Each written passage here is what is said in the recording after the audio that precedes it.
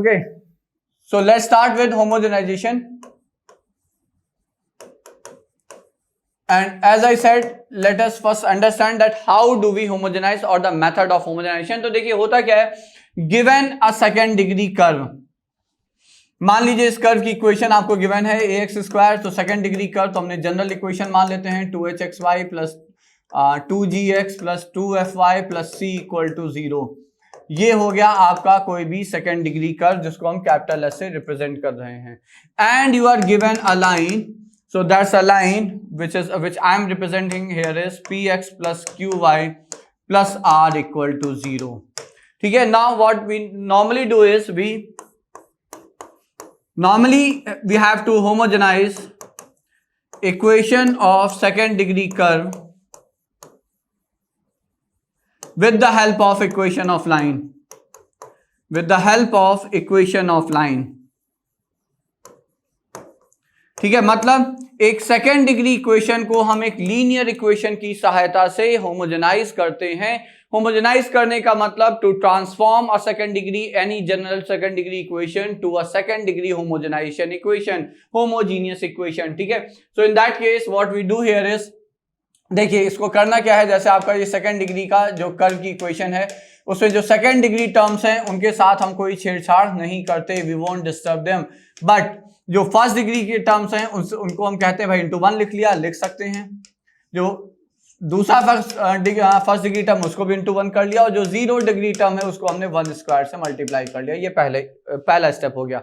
Second step is जो आपकी equation of line है उसमें जो आपका कांस्टेंट टर्म है, take it to the right side and ensure that the right side constant is always 1. तो आप जो भी आपको वैल्यू आई आप उससे यहाँ पे उसे डिवाइड कर दें, तो आपने q बाई आर कर दिया, y इक्वल टू 1. ये हो गया सेकेंड स्टेप.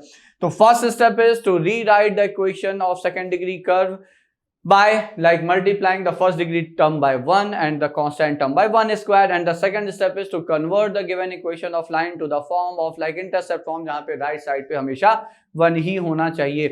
अब देखिए कहते ये हैं कि ये जो 1 है ये वैल्यू उठाएंगे आप, जहां जहां 1 है वहां सब्स्टिट्यूट कर देंगे.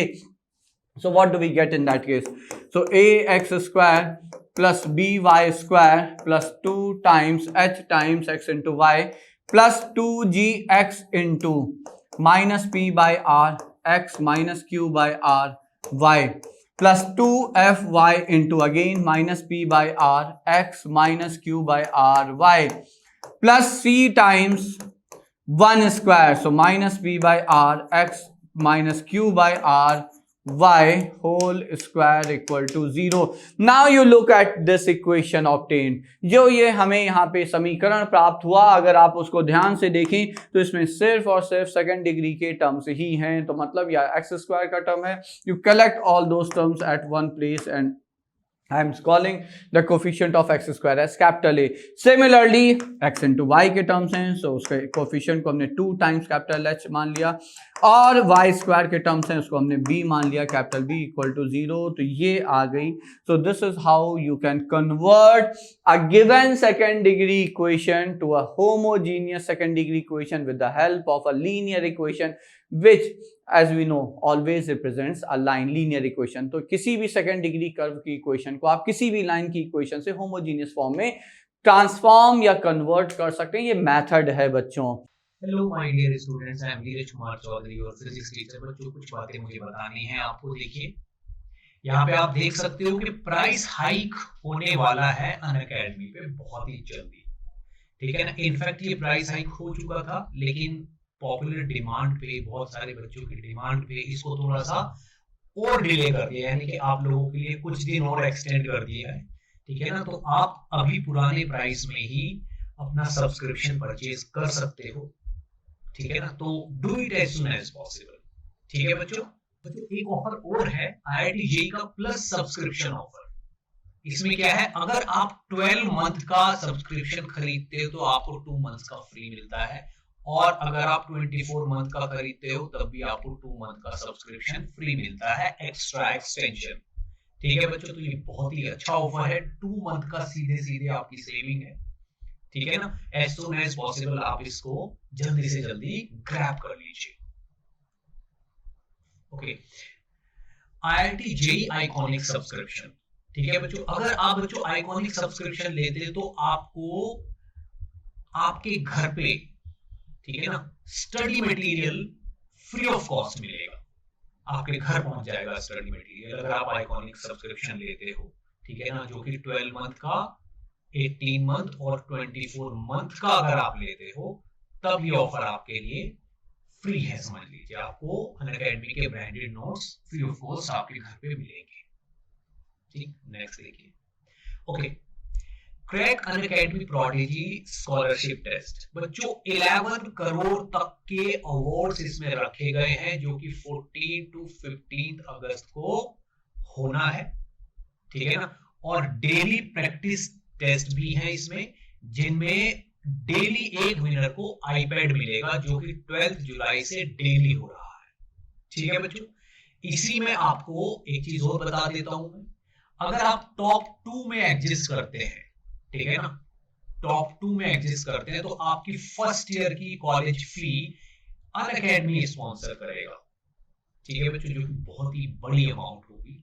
ठीक है, नेक्स्ट, अगर आप 1 to 10 रैंक में आते हो, ठीक है ना, तो आपको मैकबुक मिलेगा, और अगर आप 11 to 15 रैंक में आते हो तो आपको आईफोन 12 मिलेगा, और 15 से लेके यानी कि 16 से लेके आप 20 की रैंक तक आते हो तो आपको एप्पल का आईपैड मिलेगा। 21 से लेके 50 रैंक तक आपको इको, और 51 से लेके 100 रैंक तक को अमेज़न के वाउचर्स भी मिलेंगे। ठीक है बच्चों, तो ये बहुत ही बेहतरीन ऑफर है। एज सुन एज पॉसिबल अगर आपने रजिस्टर नहीं किया तो प्रोडिजी के टेस्ट के लिए आप रजिस्टर कर लीजिए, और ये इनाम मिलने के बहुत चांसेस बनते हैं, क्योंकि पूल अमाउंट पहुंच जाता है। ठीक है बच्चों, तो इसी के साथ मैं आपसे विदा लेता हूं, और जब भी सब्सक्रिप्शन लोगे तो NKC सर लाइव कोड डालना मत भूलिएगा, इससे आपको 10% का डिस्काउंट भी मिल जाएगा। ठीक है बच्चों, थैंक यू। ठीक है, लेकिन ऑब्वियसली कर तो कभी भी सकते हैं, लेकिन इसका ज्योमेट्रिकल जो इंटरप्रिटेशन वो आपको बताएगा कि हेल्पफुल कब है। ऐसे कर तो आप कभी भी दीजिए, लेकिन जब उसका कोई सेंस ही नहीं बनेगा तो फिर वो किस काम का। मतलब अगर देखिए होता क्या है, like I drew in the curve, if you observe the curve, I drew the line such that it intersect the curve at 2 points. ठीक है, तो अगर वो लाइन कॉर्ड है, या इन जनरल बोलें तो सिकेंट है, मतलब if the line intersect the given second degree curve at 2 points then homogenisation make sense. तो फिर जो आपका ये मेथड ऑफ होमोजेनाइजेशन है, ये एक आपको ज्योमेट्रिकल इंटरप्रिटेशन देता है, ये कुछ रिप्रेजेंट करता है। So this is helpful only when the line is a chord to the curve. ये पहला पॉइंट ध्यान रखिएगा। So this method of homogenisation is helpful only when the line, the given line is a chord to the curve to which you have to convert to a homogeneous equation. अब after homogenization whatever we got, what does that represent? तो देखिए, मान लीजिए आपका ये आपका second degree curve है, जिसको हम s इक्वल टू 0 से रिप्रेजेंट कर रहे हैं, और ये आपकी लाइन है जिसकी हेल्प से हमने इसे होमोजेनाइज किया है कर्व की इक्वेशन, s की इक्वेशन को। Now if this line intersect the curve, as I said, this homogenisation process of homogenisation make sense only when the line is a chord to the curve. ठीक है, तो what does it represent? Since it is a homogeneous second degree equation, और विधि का विधान ऐसा है कि ये इक्वेशन सिर्फ और सिर्फ आपकी pair of straight line both passing through the origin he represent कर सकता है, अगर ये कोई कर्व रिप्रेजेंट कर रहा है। ठीक है, तो इसका मतलब ये हुआ कि जब ट्रांसफॉर्म करने के बाद इस इक्वेशन की सहायता से इस इक्वेशन को होमोजेनाइज करने के बाद जो हमें सेकंड डिग्री होमोजेनियस इक्वेशन मिला, तो पेयर ऑफ स्ट्रेट लाइन है both passing through the origin. मतलब ये हुआ, और चूंकि ये जो 2 पॉइंट्स हैं ये इस पे भी हैं और इस पे भी हैं, इसका मतलब इन दोनों के कॉम्बिनेशन से होमोजेनाइजेशन जो हम लोगों ने किया, तो वो जो इक्वेशन आया, these 2 points will satisfy that homogeneous second degree equation also. Now again connect all the things. Homogeneous second degree equation represents 2 lines both passing through the origin. Homogeneous second degree equation obtained after homogenization will always be satisfied by these 2 points. इसका मतलब 2 line जो इन दोनों point से भी पास कर रही हैं और वो लाइंस ऐसी हैं जो ओरिजिन से भी पास कर रही हैं. सो this is what it represents. So now if I right the statement, that means homogeneous second degree equation obtained. So homogeneous second degree equation obtained after homogenization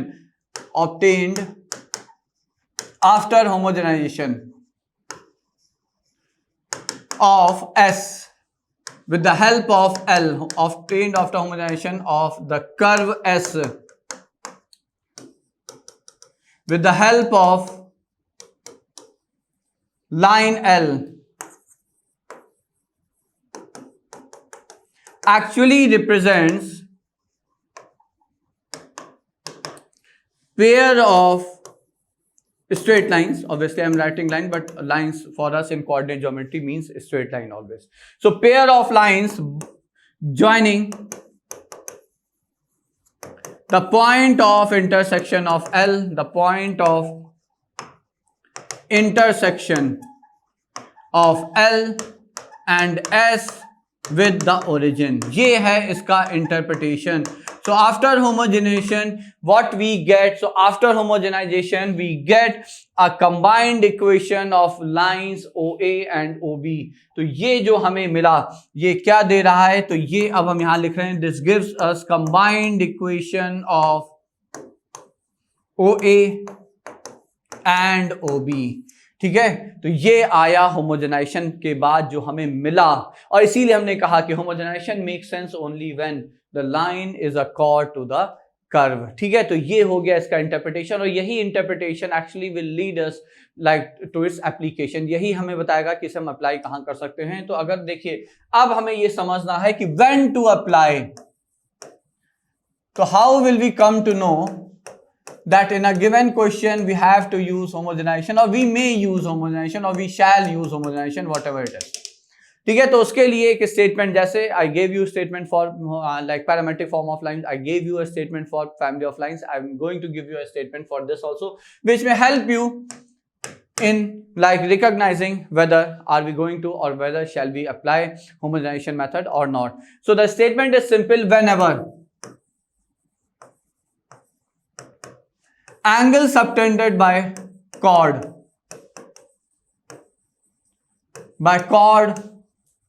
of a curve of a second degree curve, but हम लोग के conic में तो कहा second degree के ऊपर हम लोग जा ही रहे हैं, कोनिक सेक्शन का मतलब ही यहाँ पे सेकंड डिग्री कर्व है. सो of a curve at the origin. So whenever angle subtended by the chord of the curve at the origin, so angle subtended by chord at the origin imply, तो जब भी ये statement आपके सामने आए कि cord है, कॉर्ड जैसा भी हो, और वो ओरिजिन में कोई एंगल बना रहा है, अब ये क्वेश्चन में दिया हो वो एंगल, या पूछा हो वो एंगल, या देने के बाद कुछ और पूछा हो, अगर आप उस क्वेश्चन के स्टेटमेंट से ये इंटरप्रेट कर पा रहे हैं that in the question it is given that a chord is subtending some angle at the origin, so then I will say that this imply homogenize the curve, the equation of curve. So homogenize equation of curve with the help of equation of chord, with the help of equation of chord. तो ये अगर आप समझ पाते हैं तो you will be easily able to recognize that type, that class of question where you know that you have to apply homogenization. ठीक है बच्चों, तो ये हो गया आपका होमोजेनाइजेशन मेथड का पूरा लाइक प्रोसीजर, उसको समझना, उसका interpretation, and when to use it and how to use it, that will see like in our example. तो अब हम लोग आगे देखते हैं, और जो भी हम लोगों ने पेयर ऑफ स्ट्रेट लाइन में समझा है, देखा है, उस पर आधारित कुछ प्रश्न अब हम लोग यहाँ पे हल कर लेते हैं, देख लेते हैं बच्चों. So let us start with the first question here. पहला एग्जांपल जो है वो बच्चों को find area bounded by this. अब देखिए, ये क्वेश्चन देख के ऐसा लगता है कि ऐसे ये कैलकुलस का क्वेश्चन है, लेकिन अगर आपको pair of straight line homogeneous equation का थोड़ा सा अच्छे से ज्ञान है, उसकी समझ है, तो आप देखते ही समझ जाएंगे कि दिस इज अ कॉम्बिनेशन. पहली चीज, this is product of two factors. पहला फैक्टर वैसे भी लीनियर है तो ये रिप्रेजेंट लाइन ही करेगा, और जो दूसरा फैक्टर है वो होमोजीनियस सेकंड डिग्री इक्वेशन है. और अगर if we know that homogeneous second degree equation represents, if at all it can represent, it will always represent pair of straight line both passing through the origin. ठीक है, तो अब यहाँ पे अगर हम फैक्टराइज कर लेते हैं तो the lines are actually, now we know that the lines which are represented by this equation are x plus y equal to 1. ये एक लाइन हो गई, and the other two are here, which is x square plus xy minus 2y square equal to 0. And as I told you earlier, यहाँ पे हमें second degree equation अगर आती है, होमोजीनियस इक्वेशन आती है, तो हम उसे हमेशा फैक्टराइज कर सकते हैं. और यहाँ अगर आप देख पा रहे हैं बच्चों, तो ये यहाँ पे मिडिल टर्म स्प्लिट से भी फैक्टराइज हो जाएगा. तो एक फैक्टर x प्लस 2y आ गया और एक फैक्टर यहाँ पे x minus y equal to 0 आ गया. ठीक है, so therefore the rest of the lines are, तो यहाँ से आपकी अदर टू लाइंस आर, तो 3 लाइंस आ गई. 2 और लाइन कौन कौन सी हो गई? एक हो गई y is equal to x, ठीक है, और एक लाइन हो गई आपकी x plus 2y equal to 0.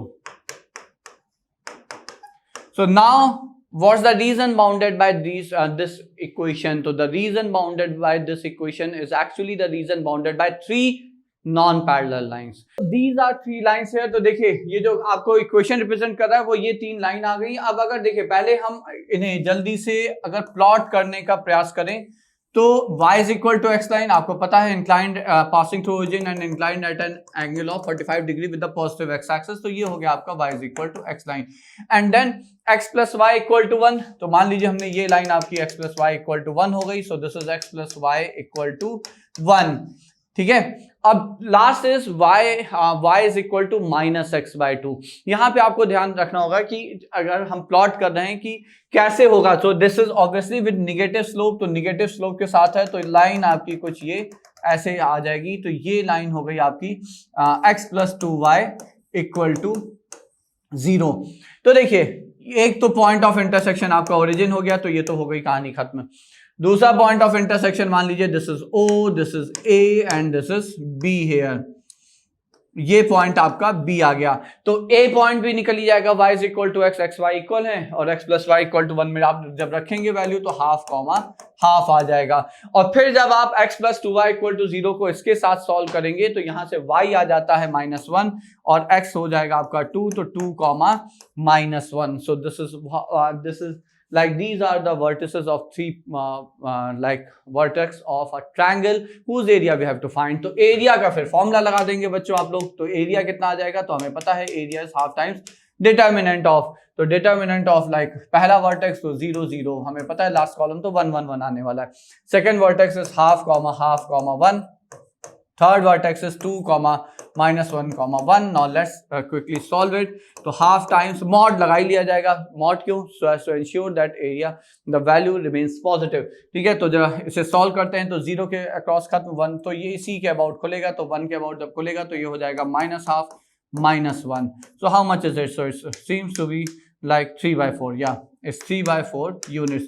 So see, अगर हम यहाँ पे इस क्वेश्चन में इंपॉर्टेंट ये है बच्चों कि अगर हम ये रिकॉग्नाइज कर पा रहे हैं कि सेकंड डिग्री होमोजीनियस इक्वेशन है, और फिर अगर हम तुरंत वहां से इंटरप्रेट कर पा रहे हैं कि second degree homogeneous equation represent क्या करता है, तो हमें पता है ये these are 3 lines and they will form a triangle. तो इनसे जो बाउंड होता हुआ रीजन है वो ट्रायंगल ही होगा. फिर हम वहां से पॉइंट ऑफ इंटरसेक्शन निकाल के सीधे सीधे उसे सॉल्व कर सकते हैं.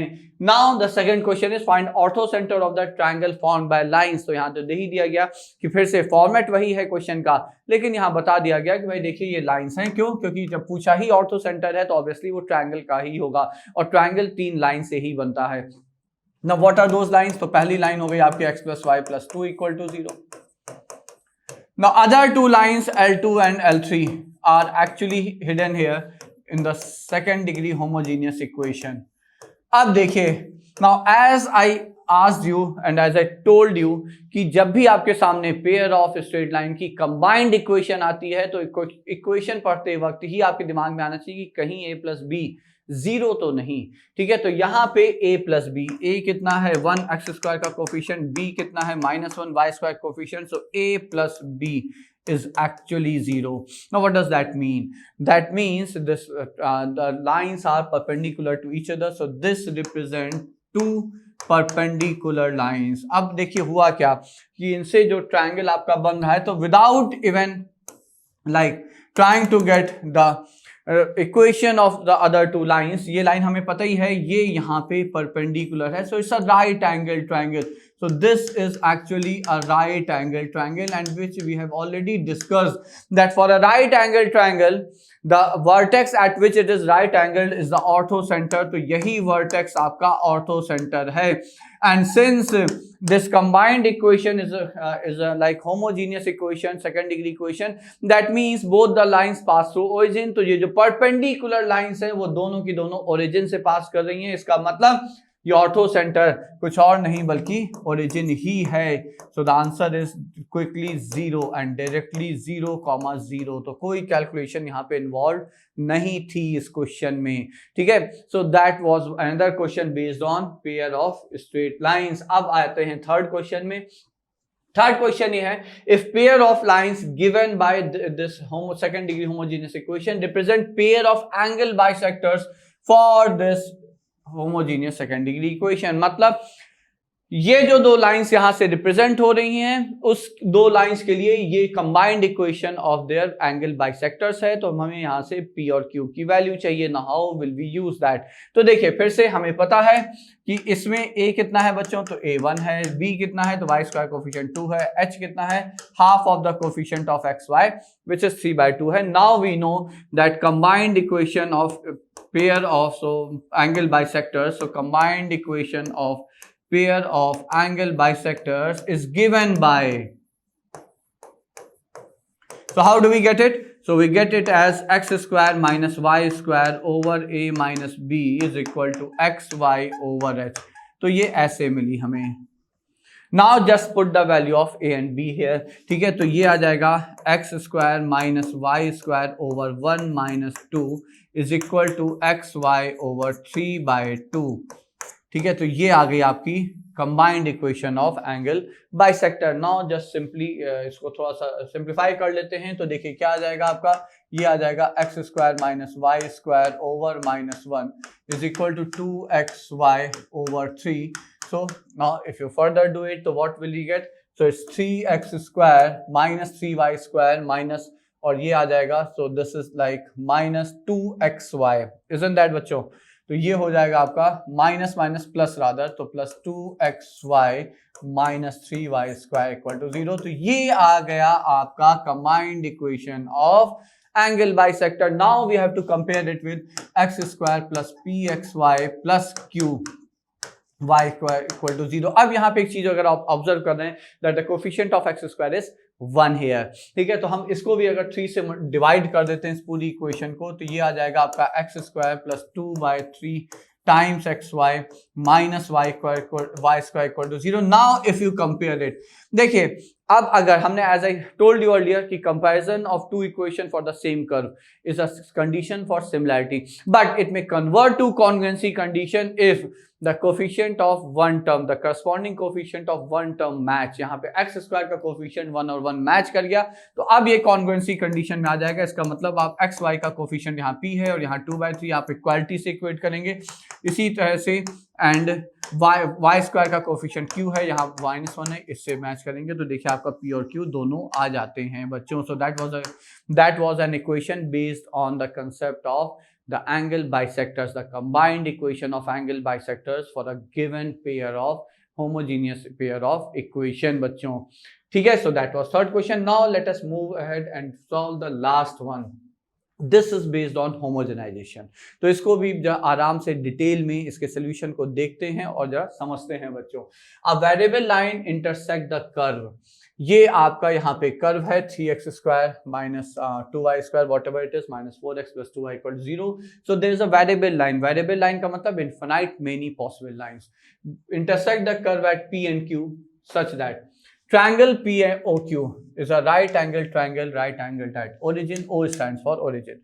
Then we have to find the fixed point through which this variable line pass. अब देखिए यहाँ पे दो डिफरेंट और अनयूजुअल कंसेप्ट इन्वॉल्व हैं. कौन से दो? एक तो होमोजेनाइजेशन और एक, जब भी हमें आपको याद हो, I discuss with you that whenever we have to prove or we have to find the fixed point through which a variable line pass, we need to use we are required to use the concept of family of lines. तो दो concept यहाँ पे बच्चों involve हैं. So if I start my solution, obviously I will be starting with by assuming the variable line, the equation of variable line. So let the variable line be, so let the variable line be Lx plus my equal to 1. Now, since I know that I have to apply the concept of homogenization, तो आपके दिमाग में आ रहा होगा कि भाई कैसे पता चला कि we have to apply the concept of homogenization. तो देखिए होता क्या है कि आप जैसे ही कोऑर्डिनेट ज्योमेट्री के क्वेश्चन को अटेम्प्ट कर रहे हैं, you should be in a habit of forming like in drawing a rough figure for it. तो हमने मान लिया ये हमारा सेकंड डिग्री कर्व है S, जो कि हमें गिवन है, जो भी है 3x square minus 2y square plus 4x minus whatever it is, ये गिवन है. Now there is a variable line which intersect it at 2 points P and Q. ठीक है, अब हमें दिया क्या गया? दिया ये गया कि the triangle form by PQ and origin is a right angle triangle that and right angle that. Oh, see, and what did I tell you? I told you that if in a statement of the question, if like from the statement of the question you interpret it as the angle subtended by the chord at the origin. तो जैसे ही आप ये interpret करते हैं कि एक curve है, एक लाइन है जो कि कॉर्ड बना रहा है, और कॉर्ड अगर ओरिजिन पे कोई एंगल सबटेंड कर रहा हो, whether it's given, it's required, it's to be used, doesn't matter. Angle subtended by chord at the origin, ये चीज जैसे ही आपके दिमाग में आती है, the best and the easiest tool to use this information, to get this information is homogenisation. क्यों? क्योंकि जब आप इस कर्व की इक्वेशन को इस लाइन की इक्वेशन से होमोजेनाइज करेंगे, ठीक है, तो आपको मिलेगा क्या? तो आपको ये जो दो लाइंस हैं OP और OQ की ही कंबाइंड इक्वेशन मिलेगी. And since the very simple and important result for pair of straight line is the angle between the two lines, तो ये ही रिजल्ट हमें हमेशा पता भी होता है for any two lines of the pair.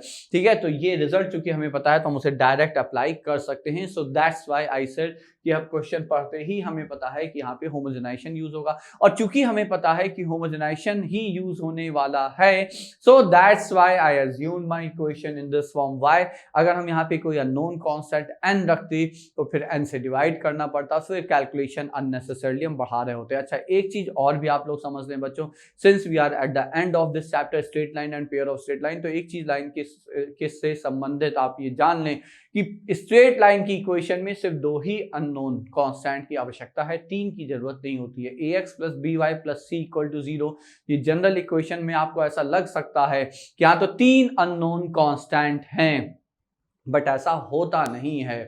ठीक है, अल्टीमेटली आप ये जान लें कि यहाँ पे दो ही अननोन कांस्टेंट होते हैं, तीसरे की हमें कोई आवश्यकता नहीं होती है. और इसको आप कैसे समझ सकते हैं? इसको आप समझ सकते हैं y is equal to mx plus c के फॉर्म से, slope intercept form of equation से समझ सकते हैं. वहां पे दो ही तो अननोन कांस्टेंट है ना बच्चों, एक m slope of the line and one c which is your y axis intercept. मतलब ये हुआ कि जब भी आपको लाइन की इक्वेशन एज्यूम करनी है, so you are like you may assume it in terms of just two unknowns like I did here.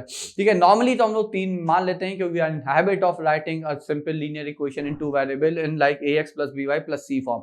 But आप ये याद रखिएगा कि दो ही अननोन कांस्टेंट से हमारा काम चलना है. If whenever you have to assume a line, so there is no loss of generality here. तो यहाँ पे ऐसा नहीं है कि हमने कुछ स्पेसिफिक मान लिया है जो आप यूज नहीं कर सकते. तो ये भी एक इंपॉर्टेंट पॉइंट था. तो चलिए, we assumed a variable line. Now what? Now we know we have to homogenize. तो अब हम जरा होमोजेनाइज करते हैं. इक्वेशन है आपका 3x square minus 2y square minus 4x plus 2y.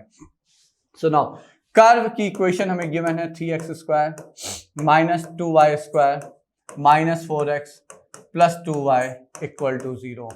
Now I have to homogenize this equation with the help of line, which is equation of line is Lx plus my equal to 1. तो इस line की equation की सहायता से हमें इस second degree equation जो curve का इक्वेशन है उसे होमोजेनाइज करना है. So how will we do that? तो देखिए, तरीका हम लोग पहले ही डिस्कस कर चुके हैं. सबसे पहले जी हाँ, यहाँ पे तो चूंकि हमने 1 माना ही है, बिकॉज वो थोड़ा सा हमें हमारी चीज़ों को, हम लोग की कैलकुलेशन को आसान रखेगा बच्चों.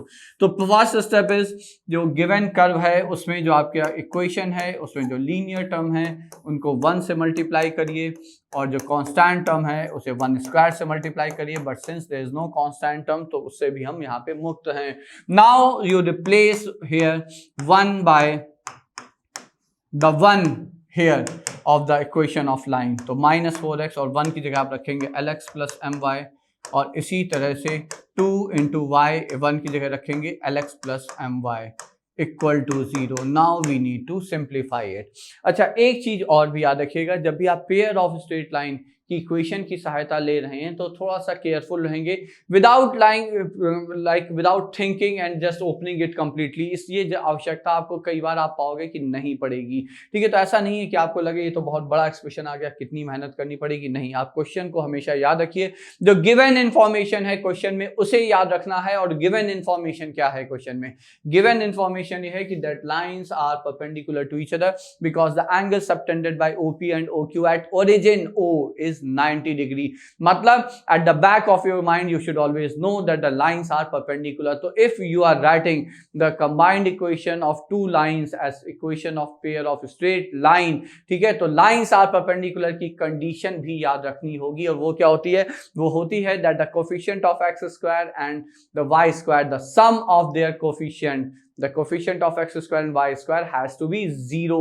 तो वो जो सम है वो 0 आना चाहिए. इसका मतलब क्या हुआ कि अल्टीमेटली हमें इस गिवन क्वेश्चन में जो इंफॉर्मेशन है वहां से sum of the coefficient of x square और वाई स्क्वायर को यूज करना है. मतलब we don't need like the term of x into y. तो हम इसे पूरा सिंप्लीफाई क्यों करेंगे? जब हम इसे सिंप्लीफाई करेंगे तो सिर्फ हम यहाँ पे एक्स स्क्वायर के टर्म्स कलेक्ट करेंगे. तो एक्स स्क्वायर के टर्म्स क्या, यहाँ से 3 आया और एक्स स्क्वायर का एक टर्म ये आएगा तो -4l आया. इसी तरह से वाई स्क्वायर के टर्म्स कलेक्ट करेंगे तो यहाँ से -2 आया और वाई स्क्वायर का यहाँ से टर्म आ गया +2m आ गया. ठीक है, so there will be some term of x into y also, but I am not concerned with that because the given information in the question tells us that we need just the coefficient of x square and y square. Now from the given question we know that the sum of coefficient of x square and y square is 0. So coefficient of x square plus coefficient of y square since the lines are perpendicular, तो ये दोनों का coefficient जो है वो 0 आना चाहिए. तो x स्क्वायर का कोफिशिएंट 3 - 4l है और यहाँ पे -2 + 2m है. So that means 3 - 4l -2 + 2m equal to 0. तो यहाँ से आपकी कंडीशन आ जाती है 4l - 2m is equal to 1. Now this is the condition which you obtained after homogenizing the curve with the help of that variable line. ठीक है, अब जो लास्ट पार्ट है क्वेश्चन का, जो क्वेश्चन ही था एक्चुअली जो इसका जो आपसे पूछा गया है वो फिक्स्ड पॉइंट है. So which all such lines, which line? The all lines which I assumed it in the form of this pass. अब आपको याद हो when we discuss a question on family of lines, तो हम लोग जब family of lines पे एक प्रश्न वहाँ पे उस पर चर्चा की थी तो आई टोल्ड यू कि उसकी शॉर्टकट क्या है. तो उसका ट्रिक यही है कि अगर आप कांस्टेंट टर्म मैच करा लेते हो तो फिर जो x का कोफिशिएंट है, सॉरी जो l का जो अननोन कांस्टेंट है उनके कोफिशिएंट को मैच करा लीजिए तो आपको वो फिक्स पॉइंट मिल जाएगा जिससे कि लाइन पास कर रही है. तो यहाँ से x आ जाएगा आपका 4 एंड y आ जाएगा आपका -2. So the fix point through which the line pass, so the fixed point through which the variable line, those infinite many points lines are passing is 4, -2. So that's the answer here. अच्छा, इससे यहाँ से एक बार जल्दी से दूसरे form में भी कर लेते हैं. देखिए फैमिली ऑफ लाइंस का कंसेप्ट है तो हम 1 को अगर यहाँ से रिप्लेस कर लें तो ये आ जाएगा lx plus my is equal to 4l - 2m. तो यहाँ l के टर्म्स एक साथ ले लें तो ये हो जाएगा x - 4 और m के टर्म्स एक साथ ले लें तो ये हो जाएगा y + 2 equal to 0. And as we have already discuss such type of question also, एक बार वापस हम करके दिखा रहे हैं. l से अगर इस पूरी इक्वेशन को हम डिवाइड कर दें तो ये हो गया x - 4 plus, so this is x - 4 plus m/l. Now which is an unknown constant here into y + 2 equal to 0. तो ये अब हमारे लिए L1 हो गया, ये लैम्डा हो गया और ये हो गया L2. So L1 plus lambda times L2 equal to 0. So that means this represents the equation of family of lines all passing through the point of intersection of L1 and L2। तो L1 L2 का point of intersection आपका 4, -2 आ जाएगा। But ये method की हमें आवश्यकता नहीं, just like here again to recall it for you all कि इस तरह से हम फैमिली ऑफ लाइंस के कंसेप्ट का यूज करते हैं। बट पॉइंट ही निकालना है तो सबसे आसान तरीका जो हमने आपसे पहले कहा, अननोन जो कांस्टेंट टर्म है उसे मैच करा लीजिए, फिर जो अननोन कांस्टेंट के जो उसके जो कोफिशिएंट्स है वहां से आपको x और y मिल जाना है बच्चों। So that was last question, that was based on homogenization. तो आई बिलीव आपको होमोजेनाइजेशन समझ में आ गया होगा, कब कैसे यूज करना है ये भी समझ में आ गया होगा। So now that brings us to the end of this chapter also, which is pair of straight line, which was two extended part of straight line, ठीक है। बट यहीं से हम लोगों का कोनिक सेक्शन भी शुरू हो जाता है बच्चों। So now I will come up with in the next video with like on circle chapter बच्चों, ठीक है। तो चलिए फिर अगले वीडियो में हम लोग सर्किल शुरू करेंगे।